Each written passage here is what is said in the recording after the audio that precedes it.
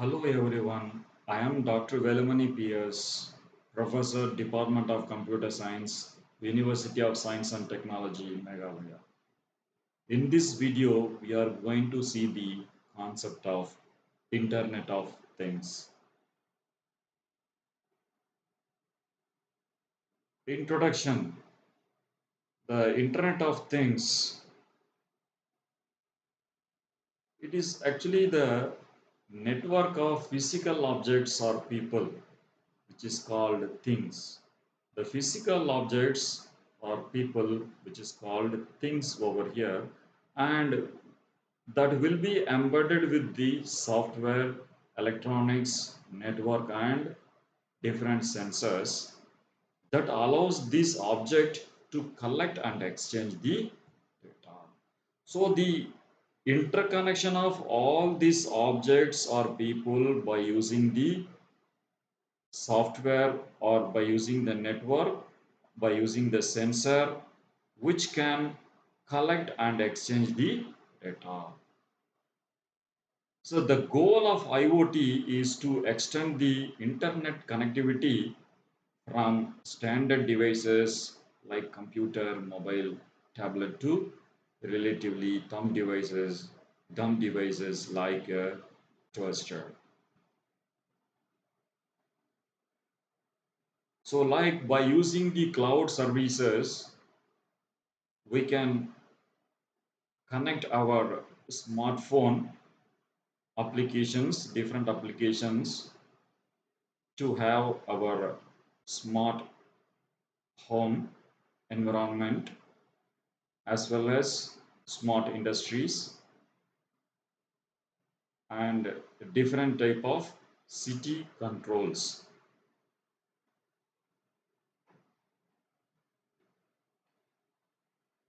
In 1970, the actual idea of connected devices was proposed. In the year 1999, the term Internet of Things was used by Kevin Aston during his work at P&G, which became widely accepted. 2008, the Internet of Things was born. 2011, Gartner, the market research company, included the Internet of Things technology in their research. How IoT works.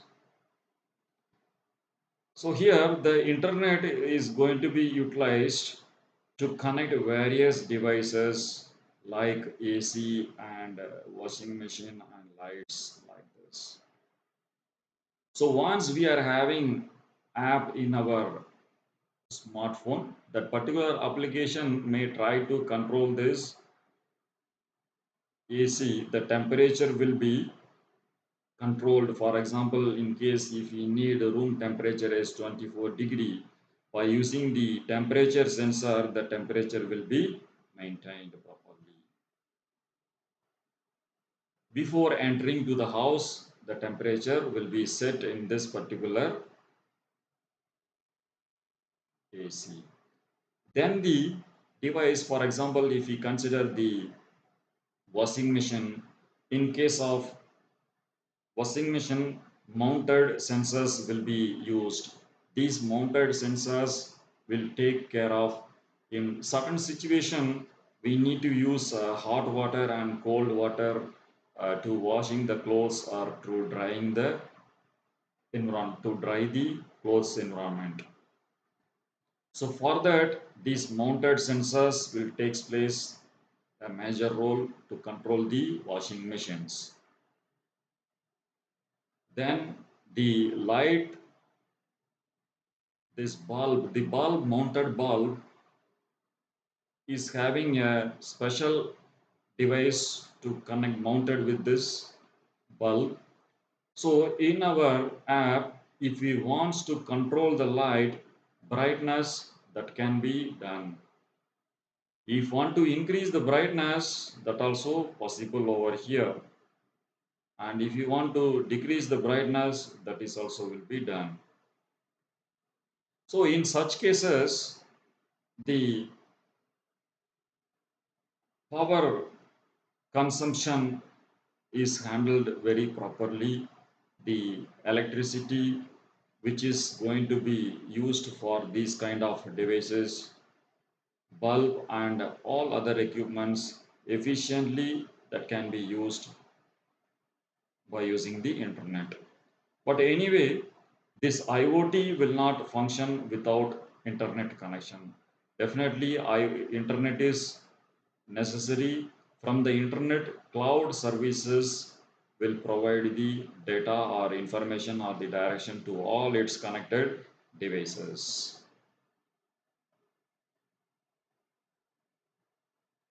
Components of an IoT system. So the major components, that is sensor and devices, as we pointed in our previous slide, various sensor will be mounted in various devices. So the sensor or the devices are key components that helps you to collect live data from the surrounding environment. All this data may have various levels of complexities. It could be simple temperature monitoring sensor, or it may be in the form of the video feed. A device may have various types of sensor which performs multiple tasks apart from sensing. Example, a mobile phone is a device which has multiple sensors like GPS, camera, but our smartphone is not able to sense these things without these kind of sensors. Then the components, continuity, connectivity. So all the collected data is sent to the cloud infrastructure. So as the connectivity is going to be happen like this only. From the devices, the information is going to be sent to the cloud infrastructure. The sensor should be connected to the cloud using various medium of communication. These communication medium include satellite networks, Bluetooth, Wi-Fi, wide area networking, etc. Then after getting the data in the cloud services, the cloud data, the data processing, once the data is collected, it gets to the cloud, the software performs processing on the gathered data. This process can be just checking the temperature reading on the device like AC or heaters or whatever it is. However, it can sometimes also be very complex like identifying the objects using computer vision on video. User interface. The information needs to be available to the end user in some way which can be achieved by triggering alarms on their phones. So as we discussed already, by using our smartphone only, we are going to control the connected devices. So at this moment, we need to send or receive the notification through email or or text messages. So generally, email and all we may use very rarely to control this kind of devices. Some simple text messages or some simple alarms will be used at this moment. The user sometimes might need an interface which actively checks their IoT system. For example, the user has a camera installed in his home. He wants to access video recording and all the feeds with the help of the web server. That can be done. Now the major concept, that is sensing and activation. The sensor. So the conversion of the energy, we'll see to it. A better form for a sensor is transducer. What is the transducer? A transducer is any physical device that converts one form of energy into another. So in case of sensor, the transducer converts the physical phenomenon into a electrical impulse that determines the reading. So in a microphone, actually microphone is a sensor that takes vibrational energy, that is sound waves, and it converts to the electrical energy, which is useful way for other components in the system to correlate back to the original sound. Actuators.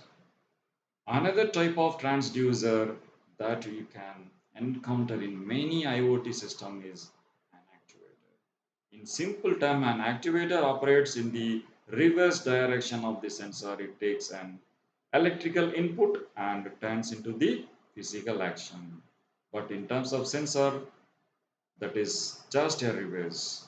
For instance, an electrical motor, a hydraulic system, and a pneumatic system are all different types of actuators.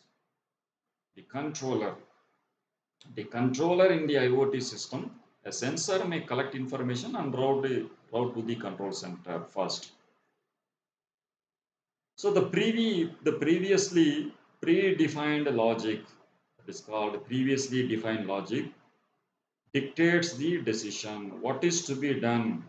The predefined logic will dictate the received information, and accordingly the result corresponding command controls an activator in response to that sensed input. The sensor and activators in IoT works together from opposite end. We'll see that particular figure also. Yes. So sensor to activator flow. So in this figure, the temperature sensor detect the heat, in foreign heat. Then the control center sends this detect signal to the control center, and after that, this particular signal control center sends command to the sprinkler. The sprinklers turns on and put out the flame. So if the temp based upon the temperature, this activator will be activated. So in between the sensor and activator, the control center will give the decision making analysis. So it will give the direction what is to be done by using the predetermined logic. So the advantages of the system is more data means better decisions, ability to track and monitor different devices or different things at the same time or different levels, increases efficiency by saving money and resources. So better quality of life, the life standard and the lifestyle, that is something different which we can move into the different world of IoT.